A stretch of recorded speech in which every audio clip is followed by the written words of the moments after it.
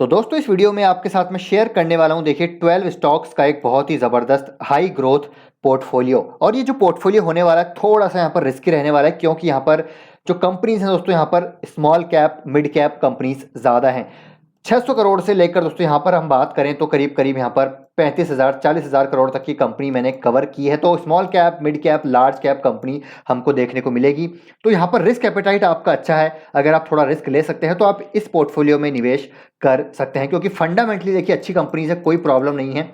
अपने सेगमेंट की ये लीडर कंपनीज हैं, जिस प्रोडक्ट में केटर करती है वहां पर इनके पास अच्छी प्राइसिंग पावर है। और अगर हम सेक्टर की बात करें तो हाई ग्रोथ सेक्टर्स हैं। इसमें मैंने केमिकल को जो है शामिल किया है, स्पेशलिटी केमिकल हो गया, आईटी हो गया, ठीक है, कैपिटल गुड्स हो गया, ऑटो एंसेलरी हो गया, पैकेजिंग हो गया, या फिर हम कंज्यूमर ड्यूरेबल्स की बात करें तो मतलब ऑलमोस्ट सारे ही सेक्टर को मैंने यहाँ पर कवर कर लिया है। तो ये कौन सी कंपनीज हैं, कौन से स्टॉक्स हैं, हम टेक्निकल चार्ट पे देखने वाले हैं। तो वीडियो को दोस्तों पूरा देखिएगा, आपको मैं यहाँ पर ड्यूरिंग द वीडियो काफ़ी अच्छी जानकारी भी देने वाला हूँ। तो पहली कंपनी कौन सी है? पहली कंपनी यहाँ पर दोस्तों तत्व चिंतन फार्मा। जी हाँ दोस्तों, रिसेंटली लिस्टेड कंपनी है, ज़्यादा टाइम हुआ नहीं है, लेकिन कंपनी की अगर मैं प्रोडक्ट की बात करूं, प्रोडक्ट पोर्टफोलियो की बात करूं तो बहुत ही लाजवाब प्रोडक्ट पोर्टफोलियो है। कंपनी एसडीए यहाँ पर बनाती है, स्ट्रक्चर डायरेक्टिंग एजेंट्स की बात करें तो सोल मैन्युफैक्चरर है ये। पीटीसी की अगर हम बात करें, फेस ट्रांसफर कैटलिस्ट, जियोलाइट्स, ठीक है। तो और भी एक एक दो है इनके सेगमेंट हैं। तो हर सेगमेंट में कंपनी या तो लार्जेस्ट प्रोड्यूसर है या फिर सोल मैन्युफैक्चरर है। और ग्रीन केमिस्ट्री को कंपनी फोकस करती है, जो कि भविष्य की डिमांड रहने वाली है। एंड एमिशन नॉर्म्स को लेकर दोस्तों जिस प्रकार के कंप्लायंस है, तो उस लिहाज से भी ये कंपनी अच्छी नजर आती है। हालांकि Q4 के नंबर्स इतने अच्छे नहीं आए, लेकिन जो कमेंट्री थी मैनेजमेंट की कॉन कॉल में, वो बहुत ही बुलिश यहाँ पर नजर आती है। और चिंतन शाह जो है बेसिकली इनके एमडी सीईओ, उन्होंने एक और सेगमेंट के बारे में इस कॉन कॉल में बताया था, वो है दोस्तों यहाँ पर फ्लेम रिटार्डेंट।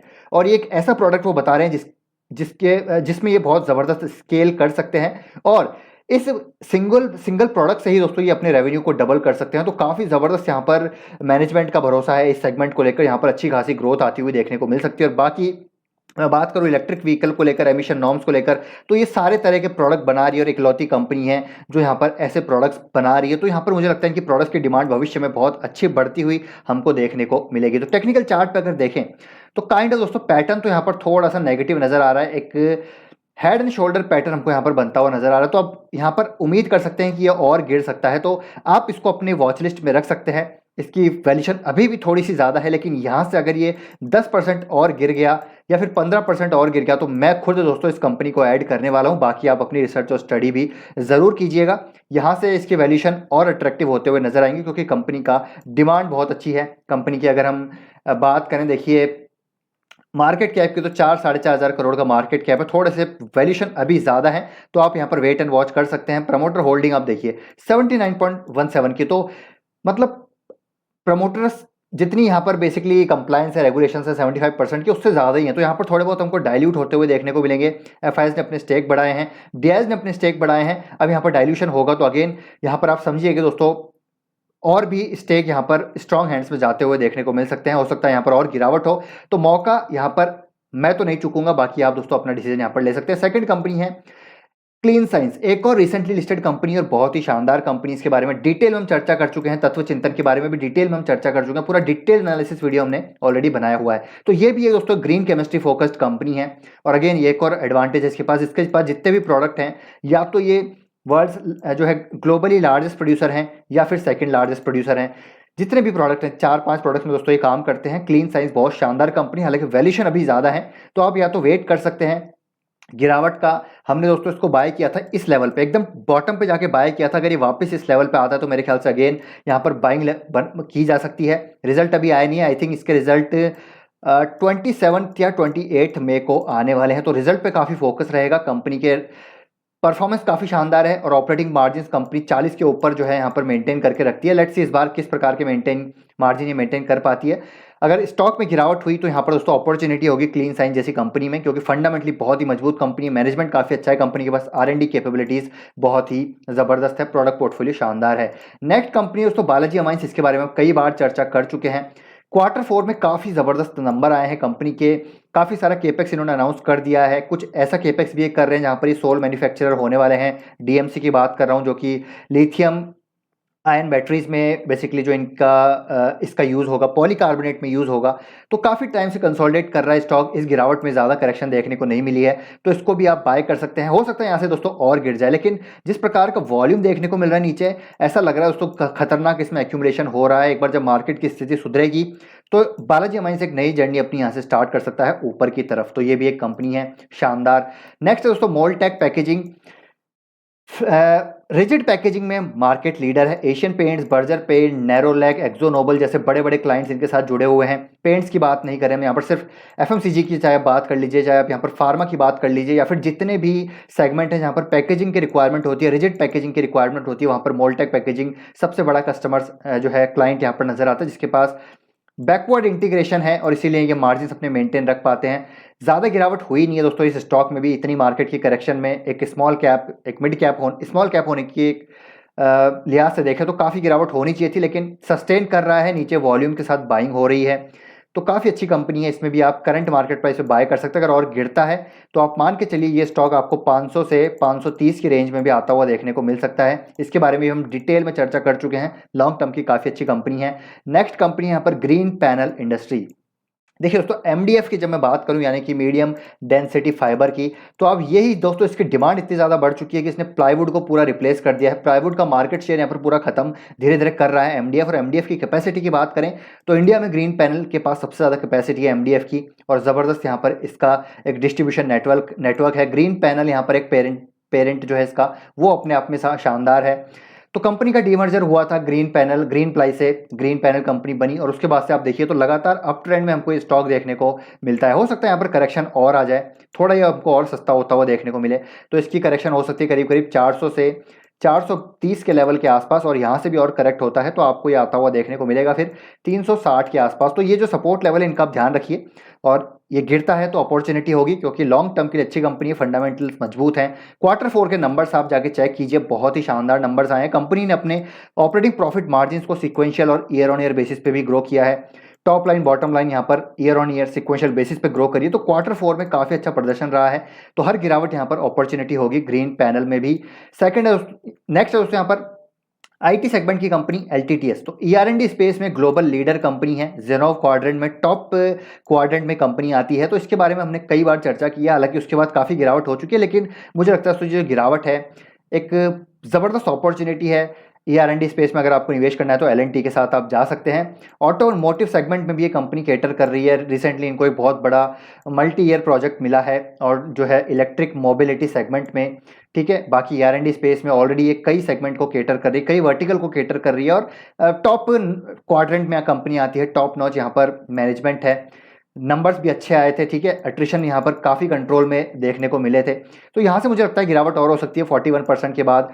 ये जो है एक हो सकता है, तो ये जो गैप है ये फिल कर दे, करीब करीब 2934 के आसपास ये स्टॉक आ सकता है। लेकिन यहाँ पर भी आता है तो एक्यूमुलेट किया जा सकता है लॉन्ग टर्म के लिए। जो नेस्डेक में गिरावट हो रही है उसका असर कहीं ना कहीं हमारे इंडियन आईटी सेगमेंट में भी पड़ रहा है। तो यहाँ पर अच्छी कंपनीज अब यहाँ पर अट्रैक्टिव होती जा रही है। एक यहाँ पर आप देखिए तो नेगेटिव क्रॉस ओवर बन रहा है, तो हो सकता है ये गिरावट और हो जाए, तो आप इसमें धीरे धीरे एक्यूमुलेट कीजिए, लमसम मत कीजिए। यहाँ पर दोस्तों एक और आईटी की कंपनी है, स्मॉल कैप कंपनी है, इंटेलेक्ट डिजाइन अरीना। ये जो कंपनी है तो प्रोडक्ट बेस्ड कंपनी है। बाकी हम टीयर 1 कंपनीज की बात करते हैं तो सर्विस बेस्ड कंपनीज है, लेकिन ये प्रोडक्ट है, इसके पास खुद के प्रोडक्ट्स हैं। ट्रांजैक्शन जो है आईजीटीबी एक इनका प्रोडक्ट है, ठीक है। ट्रांजैक्शन बैंकिंग के लिए एक प्रोडक्ट है इनके पास, कंज्यूमर बैंकिंग के लिए एक प्रोडक्ट है। रिसेंटली आरबीआई के साथ इन्होंने एक मल्टी ईयर डील साइन की है, जहां पर ये उनकी कोर बैंकिंग ट्रांसफॉर्मेशन उनके लिए करने वाले हैं। रिसेंटली ग्लोबली भी बात करें तो कुछ बड़े बैंक के साथ इन्होंने कई सारी डील साइन की है। तो और वैल्यूएशन वाइज भी बात करें तो बहुत ही अट्रैक्टिव है ये। 20 के पी के आसपास ये कंपनी चलती है, हाई डबल डिजिट्स में कंपनी की ग्रोथ है। तो इस लेवल पे मुझे लगता है बहुत ही अट्रैक्टिव है। सीएमपी पे और गिरावट होती है तो 450 तक आ सकता है, तो आप यहाँ पर भी इसको एक्यूमुलेट कर सकते हैं। और ये जितनी भी कंपनी थोड़ी सी रिस्की हैं, क्योंकि स्मॉल और मिड कैप कैटेगरी की कंपनी है, तो यहाँ पर गिरावट भी हो सकती है। लेकिन गिरावट के बाद अगर यहाँ से हमको मार्केट रिकवर करता हुआ देखने को मिलेगा तो उतनी तेजी से हमको यहाँ पर रिकवरी भी देखने को मिल सकती है। नेक्स्ट कंपनी है दोस्तों यहाँ पर आरएसएल गियरटेक। अब ऑटो एंसिलरी सेगमेंट की बात करते हैं तो आरएसएल गियरटेक बहुत शानदार कंपनी है। क्वालिटी प्रोडक्ट्स, नीश आप कह सकते हैं कि प्रीमियम इंजीनियरिंग प्रोडक्ट्स ये कंपनी प्रोवाइड कराती है। और जब मैं कस्टमर्स की बात करता हूँ तो कावासाकी, ठीक है, कुबोटा, बीएमडब्ल्यू, मॉन्स्टर जैसे बड़े बड़े क्लाइंट्स दोस्तों, जो मतलब अपने सप्लायर को ऐसे चुनते हैं, मतलब जैसे कि हम दोस्तों चावल में से जब दाना चुनते हैं, मतलब चावल में जो कचरा होता है वो चुनते हैं, मतलब इतनी अच्छी तरीके से सप्लायर चुनते हैं। और सप्लायर ऐसे चाहिए होते हैं इनको जो प्रिसीजन इंजीनियरिंग सर्विसेज जो है प्रोड्यूस मतलब प्रोडक्ट्स प्रोड्यूस करते हों, और वहाँ पर गलती की गुंजाइश कोई ना हो। तो आरएसएल गियरटेक यहाँ पर ऐसी कंपनी है जो प्रिसीजन प्रोडक्ट्स यहाँ पर बनाती है। और कंपनी के मार्केट कैप की बात करूँ तो अभी 600 करोड़ के आसपास मार्केट कैप है। बहुत ही छोटी कंपनी है लेकिन बहुत ही ज़बरदस्त प्रोडक्ट पोर्टफोलियो है, बहुत ही नीश क्लाइंट्स को ये केटर करती है और लॉन्ग टर्म जो है इनके साथ रिलेशनशिप है। कंपनी के नंबर्स आप देखिए बहुत ही शानदार रहे हैं। और ऑटो एंसिलरी की बात करें, ऑटो सेक्टर की बात करें, तो इस सेक्टर में दोस्तों हमको काफ़ी टाइम से एक अंडर परफॉर्मेंस देखने को मिला है, लेकिन जब ये सेक्टर रिवाइव करेगा तो आपको ये कंपनीज बहुत तेजी से रिवाइव होती हुई नजर आ सकती है। तो इस कंपनी पे भी आप करंट मार्केट प्राइस पे नजर बना सकते हैं। अगर ये गिरता है तो 500 तक आएगा, ठीक है, और इससे भी नीचे आता है तो करीब आप मान के चलिए 350 से 350 की रेंज में यह आ सकता है। तो इसको भी आप और एक्यूमुलेट कर सकते हैं। इसके बारे में दोस्तों ये जितनी भी कंपनीज हम कई बार इनको डिस्कस कर चुके हैं, पूरा टोटली डिटेल्ड एनालिसिस हम हर कंपनी का ऑलरेडी कर चुके हैं।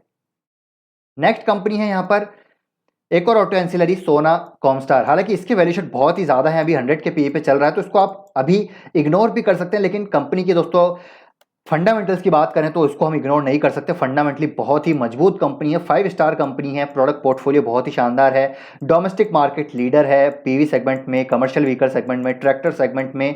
और ऑटो एंसिलरी की जब हम बात करें तो ये मेरे हिसाब से एक ऐसी कंपनी है जो भविष्य में हमको बहुत ज़बरदस्त ग्रो होती हुई देखने को मिलेगी। इलेक्ट्रिक मोबिलिटी प्ले आप करना चाहते हैं, इलेक्ट्रिक व्हीकल थीम प्ले करना चाहते हैं तो सोना कॉमस्टार पर नज़र रखिए। अगर ये गलती से आपको अच्छे खासे 50 के पीई पे या फिर 60 के पीई पे भी मिल गया ना तो इसको मौका मत चूकिएगा। इसके बारे में हम कई बार बात कर चुके हैं। मैं खुद दोस्तों यहाँ पर वेट कर रहा हूँ किस दिन ये स्टॉक करेक्ट होगा। धीरे धीरे करेक्ट हो रहा है, लेट्स सी कहाँ तक और करेक्ट होता है, इसके बारे में हम आगे भी बात करेंगे। और एक और दोस्तों यहाँ पर ऑटो सेक्टर की कंपनी, टायर सेक्टर की प्रॉक्सी आप इसको कह सकते हैं या फिर ऑटो सेक्टर की प्रॉक्सी आप इसको कह सकते हैं, राज रतन ग्लोबल वायर।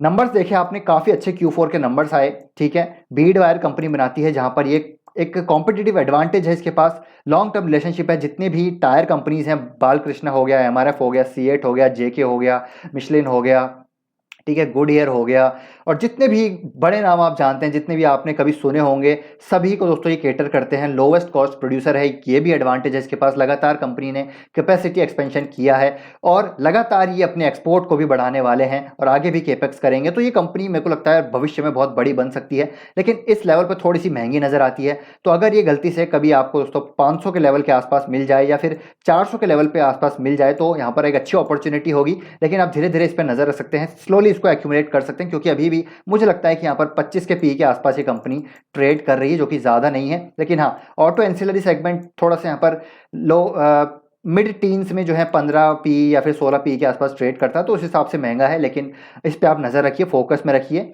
तो यह वॉच लिस्ट आप क्रिएट कर सकते हैं। अगर आपकी रिस्क एपेटाइट अच्छी है तो आप धीरे धीरे यहाँ पर निवेश कर सकते हैं। नेक्स्ट कंपनी है कैपिटल गुड्स की पिक्स ट्रांसमिशन। इसके बारे में भी हम कई बार चर्चा कर चुके हैं। Industrial belts, V belts company जो है, एग्रीकल्चरल बेल्ट्स, बेसिकली जो बेल्ट्स हैं वो कंपनी बनाती है। और जैसे जैसे दोस्तों हमारे देखिए प्राइवेट केपेक्स यहाँ पर बढ़ रहा है, गवर्नमेंट केपेक्स यहाँ पर बढ़ रहा है और पिक्स ट्रांसमिशन भी केपेक्स कर रहा है, तो ये कंपनी एक आप कह सकते हैं कि इंडस्ट्रियल जो रिवॉल्यूशन होगा उसका बेनिफिशियरी होगा। साथ ही साथ यहाँ पर इंडस्ट्रियल गुड्स की बात करें तो उसमें हमको देखिए जो बड़ी बड़ी कंपनीज हैं वो निवेश कर रही हैं, लगातार अपने कैपिटल एक्सपेंडिचर कर रही है, तो उसमें भी पिक्स ट्रांसमिशन को फायदा हो सकता है। और पी की बात करें तो बहुत ही अट्रैक्टिव, आई थिंक 16 के पी के आसपास ये कंपनी ट्रेड कर रही है, तो बहुत ही अट्रैक्टिव है। हाई डबल डिजिट्स में कंपनी की top line bottom line grow कर रही है। इस लेवल पर भी बाई किया जा सकता है। अगर ये और करेक्ट होता है तो करीब आपको ये 800 से 700 से दोस्तों 750 के लेवल पे मिल जाए तो मेरे ख्याल से और अट्रैक्टिव यहाँ पर हो जाएगा। नेक्स्ट कंपनी दोस्तों यहाँ पर एसआरएफ लिमिटेड, ये एक लार्ज कैप कंपनी है, बहुत ही शानदार कंपनी है। देखिए फ्लोरीन केमिस्ट्री में भी यहाँ पर ये गजब की लीडरशिप रखती है, टेक्निकल टेक्सटाइल में भी यहाँ पर मार्केट लीडर है, पैकेजिंग में भी मार्केट लीडर है। तो 4 डाइवर्सिफाइड सेगमेंट में कंपनी काम करती है और एसआरएफ के बारे में यहाँ इंट्रोडक्शन की कोई रिक्वायरमेंट नहीं है। बहुत ही गजब के Q4 के नंबर पेश किए, मार्जिन यहाँ पर इंक्रीज हुए, top line increase, bottom line increase. तो इस लेवल पे अट्रैक्टिव वैल्यूशन पे तो नहीं है, लेकिन डिसेंट वैल्यूशन पे, क्योंकि ग्रोथ काफ़ी अच्छी है, आगे भी केपेक्स ये काफ़ी करने वाले हैं। जैसे कि मैंने आपको एक वीडियो बनाया था रिसेंटली एसआरएफ के रिगार्डिंग, उसमें मैंने सारी चीज़ आपको बताई थी। तो यहाँ पर दोस्तों 200 दिन के ऊपर ये सस्टेन कर रहा है और नीचे आता है तो और गिरावट हो सकती है, लेकिन इस लेवल पे भी लॉन्ग टर्म का आपका नजरिया है तो बाइंग की जा सकती है। तो ये है दोस्तों 12 स्टॉक्स, हाई रिस्क की पोर्टफोलियो है, तो अपनी रिस्क एपेटाइट के अनुसार ही आप यहाँ पर स्टॉक्स चुन सकते हैं, जो आपको अच्छा लगता है, जहाँ पर आपकी कन्विक्शन है, एक पोर्टफोलियो आप यहाँ पर बना सकते हैं। बाकी अपनी रिसर्च और स्टडी भी जरूर कीजिए। यहाँ पर ऐसा नहीं है कि मैंने बता दिया आप बाय करें, क्योंकि कन्विक्शन होना खुद का यहाँ पर काफी इंपॉर्टेंट है। बाकी दोस्तों वीडियो अच्छा लगा तो लाइक कीजिए, शेयर कीजिए। कोई कमेंट है, डाउट, कोई क्वेश्चन है, डाउट है तो कमेंट बॉक्स में जरूर पूछ सकते हैं, जरूर रिप्लाई करूंगा। मिलते हैं नेक्स्ट वीडियो में। Till then take care, bye bye.